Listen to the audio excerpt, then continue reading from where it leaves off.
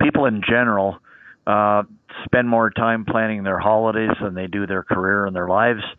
And I think musicians in particular, from what I've seen, a lot of times don't have a very solid plan. So that's what we're going to talk about. Here's a definition, a few keywords in here. Lifelong. You should be continuing to plan your career basically until you're dead. After that is harder. But make informed decisions. In other words, do your research, set short-term and long-term goals. And then once you've done that, take the steps to achieve the goals. And one thing with goals is try and break them down into bite-sized chunks, because sometimes goals are lofty, and it's easier if you can break them down into things that you can do every week or even every day, and then you get a sense of being able to achieve them, and you can kind of chart your progress as you go along.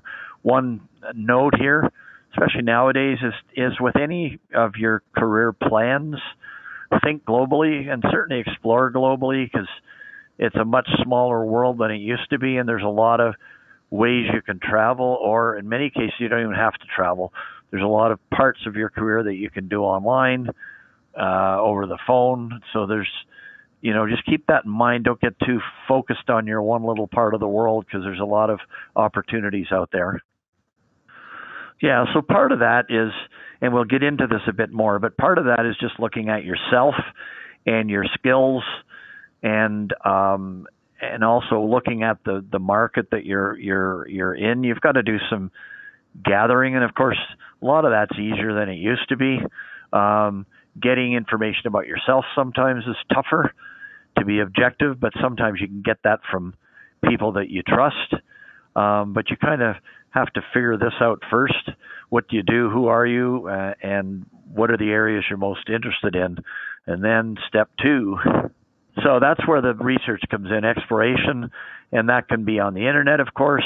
A really good place for exploration is going to live events, conferences like Canadian Music Week and East Coast Music Conference. There's just tons of them, the Folk Alliance, and there's a lot of smaller events, but you can get a lot of information from that.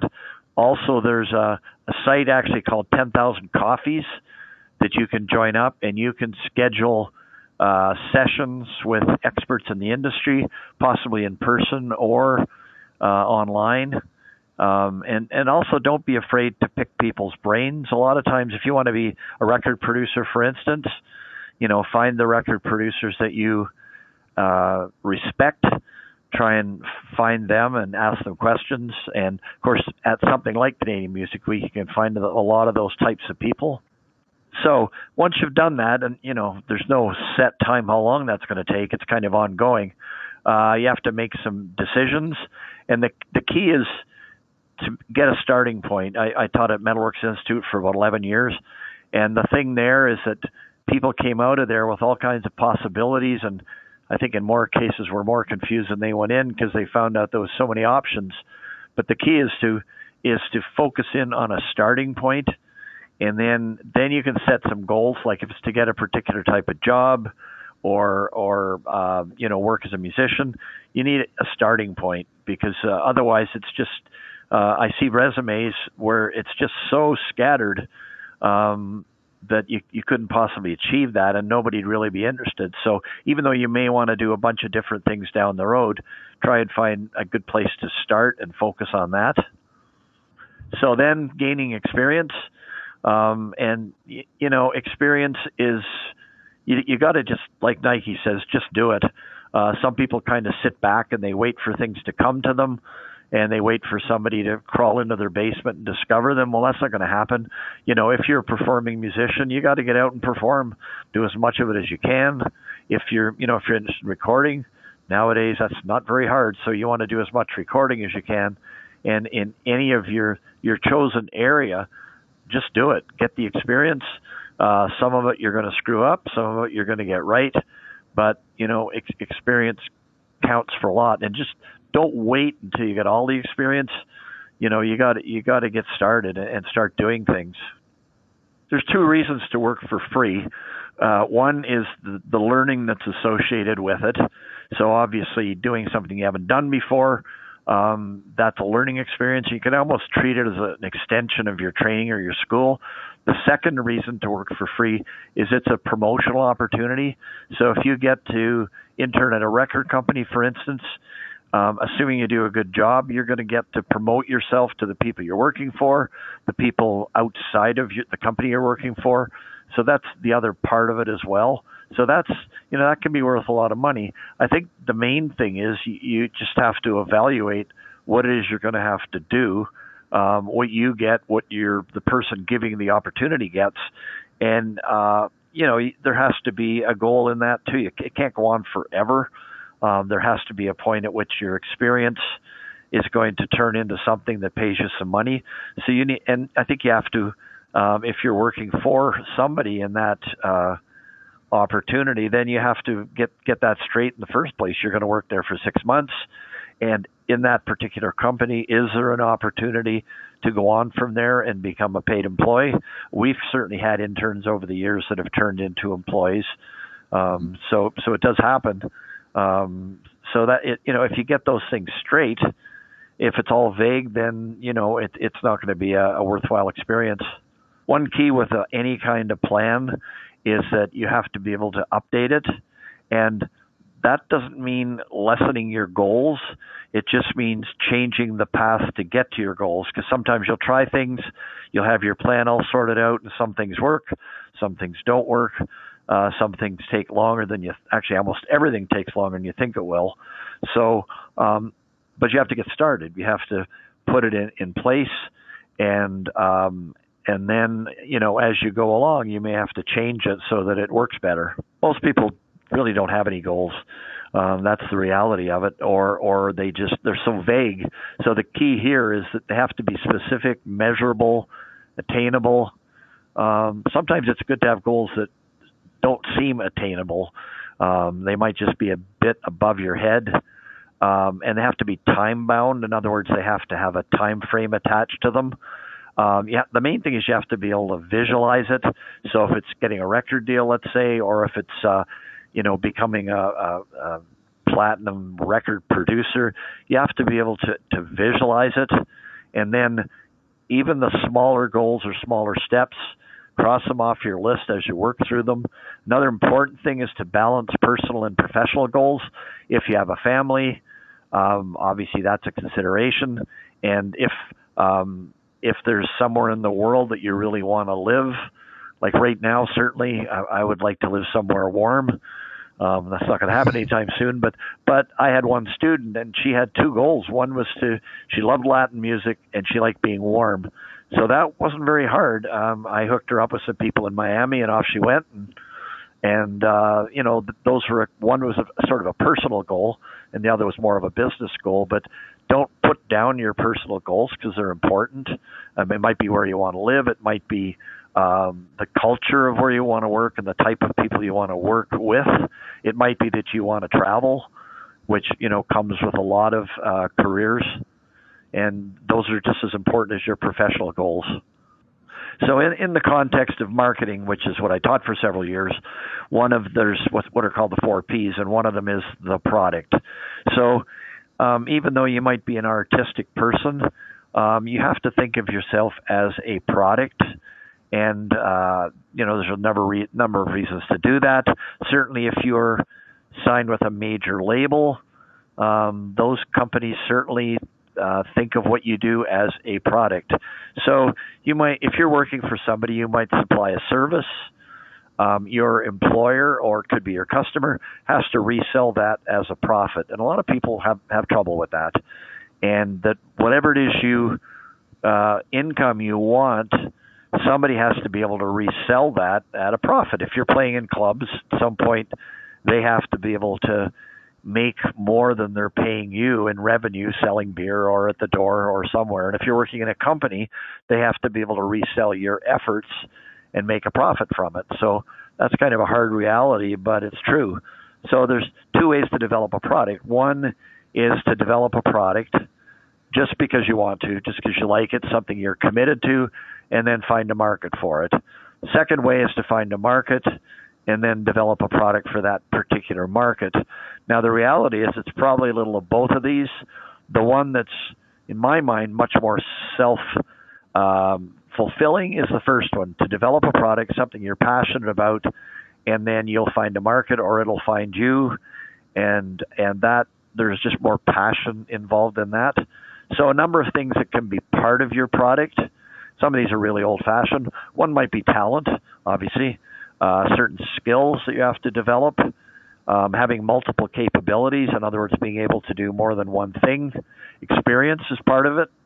And, of course, you have to go out and do that. Might be study. It might require studying. Use of technology, which is kind of hard to avoid nowadays. So the better you can endorse that, the better. Sales skills. And for a lot of people, that just turns them off completely. But you certainly have to be able to sell yourself to a booking agent, to your banker, to anybody, really. Even if you're trying to convince other people to join your band, you have to be able to sell them. Image is very important. And that, obviously in the music industry, your image is how you appear to other people. That's also in marketing known as your brand. So whether it's a product, whether it's yourself, there's a certain impression that people have, and you need control over that. And then also your attitude, and that's not a question of a bad attitude or a good attitude. It's just the way you look at things. Sometimes things go wrong, and many times you can find a way to look at that that's positive, and that you can turn it around and make it into something positive. So, working on your attitude, the way you see things, the way you see things in the world, is really what attitude's all about. Okay, so some of these are skills, I guess. Being on time, kind of basic, but some people seem to have a problem with that. Personally, if somebody's coming to see me, I want them to be here about 5 minutes before the appointment. If they're here 2 hours ahead, that's not good. And certainly if they're late, nobody appreciates that. So developing that skill. Cooperation, just being the type of person that's cooperative, that's not just a pain in the ass anytime you're trying to get something done. Flexibility is important, just to be flexible, because sometimes things don't go the way you think they're going to go. Going the extra mile, always outperforming and giving more than people expect is the way to do it. Likability, you wouldn't think that would be a skill, but for some people it is. Some people are very natural at being likable. Some people are very natural at being unlikable. And there's actually a book and a lecturer, can't remember his name right now, but he has a book called The Likability Factor, and just how important it is. And then social skills, and that is a skill. Some people are, I usually ask at live events that I do, how many people are shy. Most people don't put up their hand, and I usually say, well, they're too shy to even put up their hand. So, most people are shy to an extent, and that's a skill. It takes practice.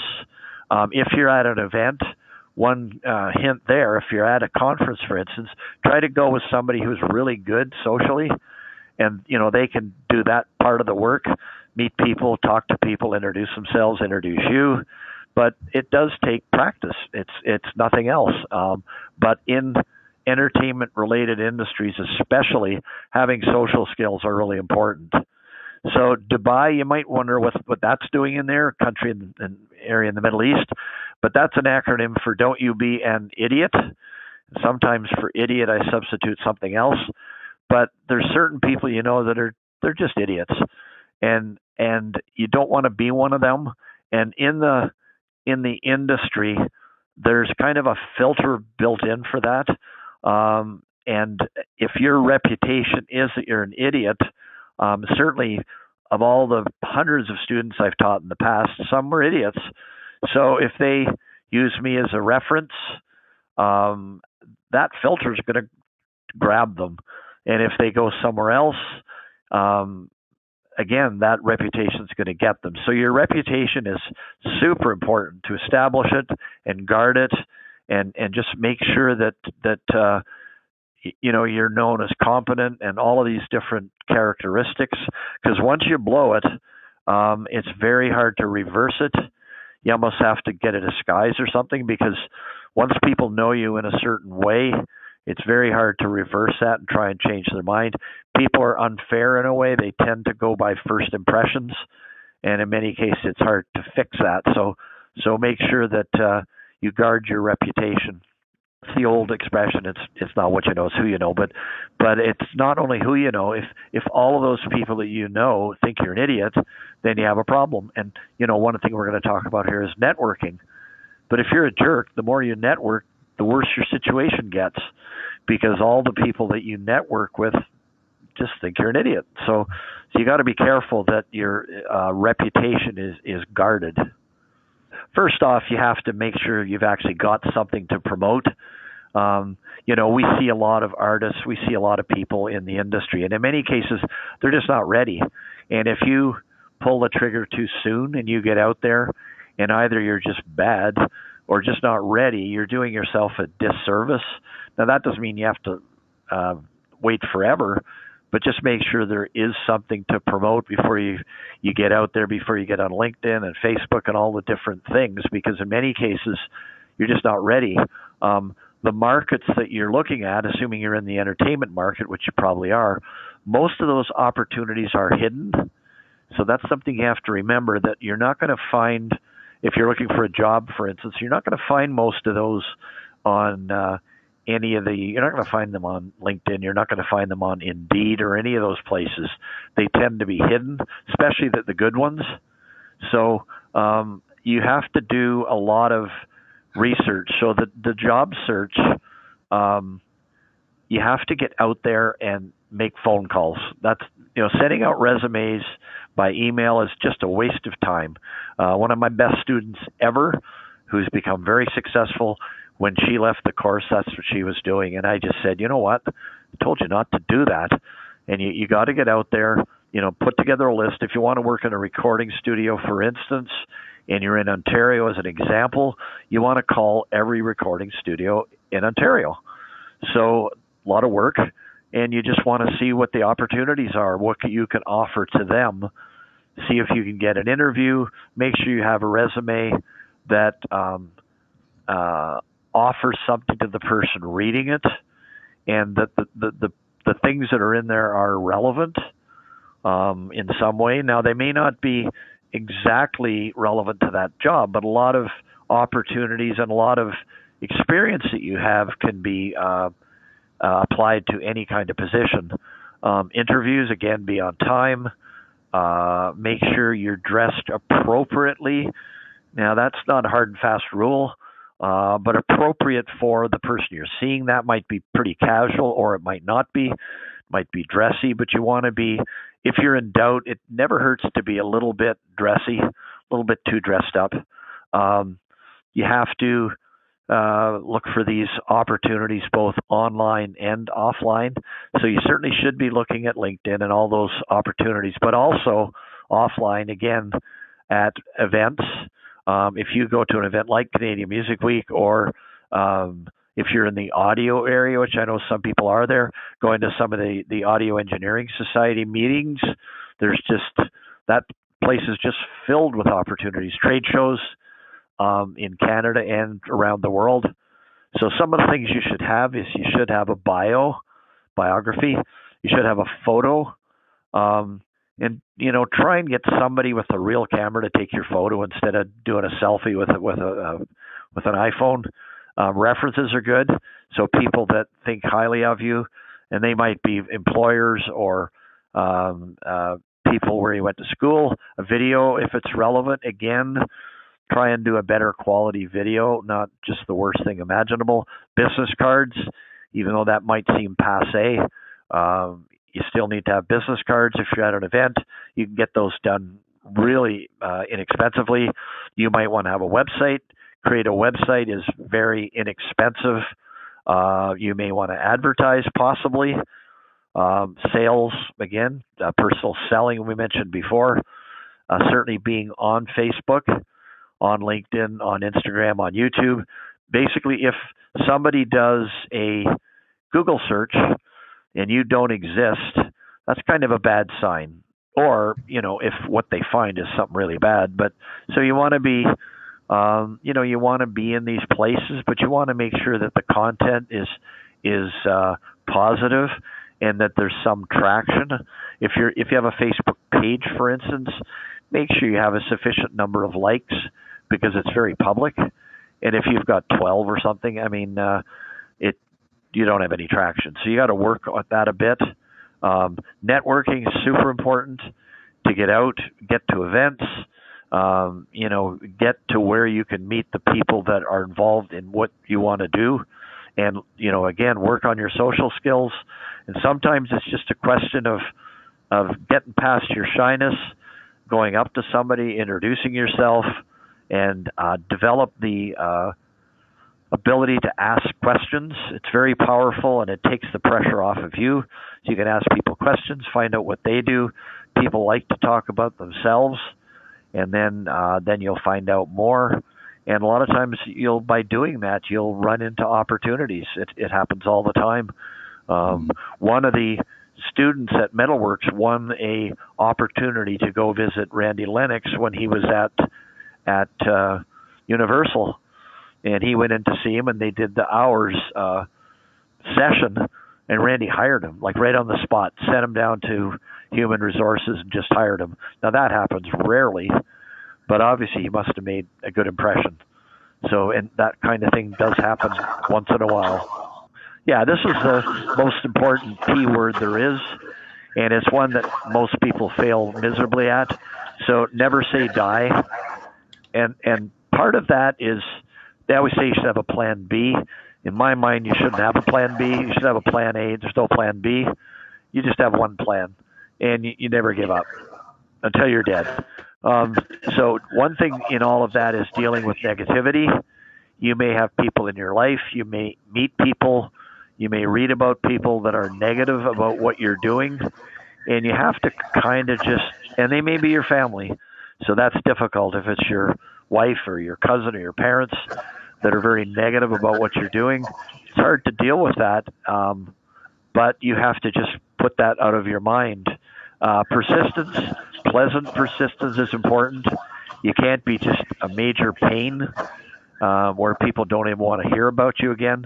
But again, same thing. You have to be pleasantly persistent, and then you'll get a lot further with that. Enthusiasm, sometimes it's hard to have, but you have to find a way to psych yourself up, make yourself enthusiastic.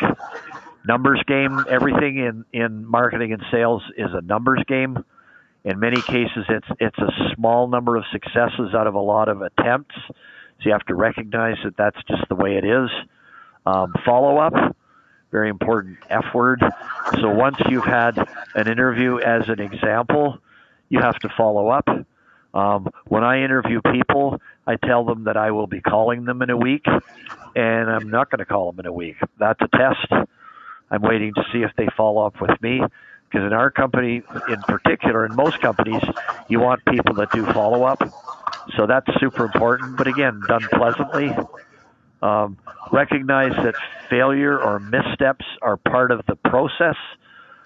If you're Babe Ruth, one of the most famous baseball players of all time, he was the home run king, and he was also the strikeout king, because he just swung at everything. Failed a lot, but also was very successful. And successful people fail the most. That's just the way it is. But out of all that, they also succeed the most.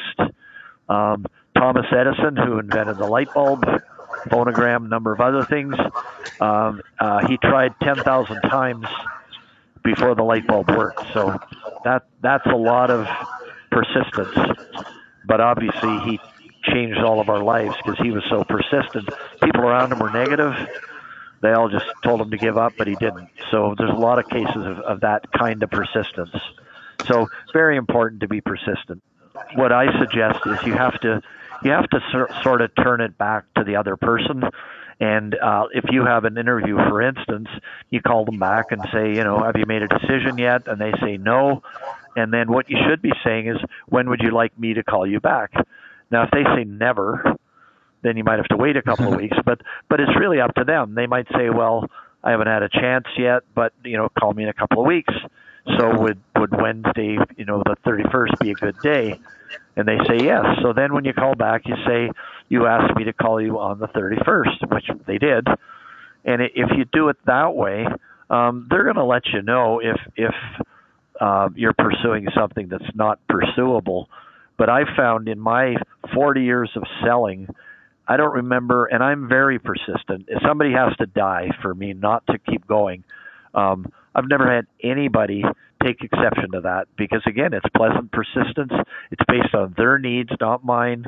And again, it's pleasant.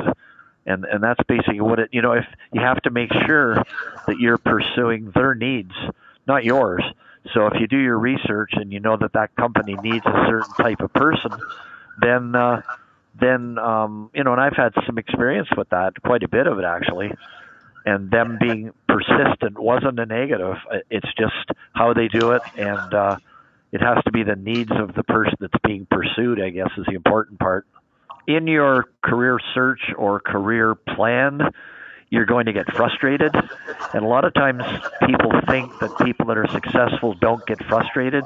The reality is that really successful people get frustrated more because they have much more to be frustrated about. But the thing that they have learned is how to deal with frustration. But you will get frustrated. You'll get upset at yourself. You'll get upset at everything, people. But the key is how you deal with that, not whether you are frustrated or not. The market that most of us have chosen, the entertainment market, is relatively small in the scheme of things, and there's a ton of competition.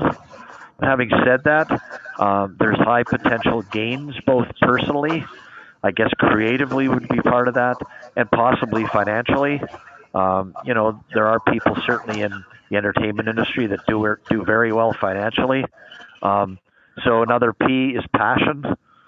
So it's very important to make sure you are passionate and that you're doing something that makes you passionate, and that you combine that with persistence.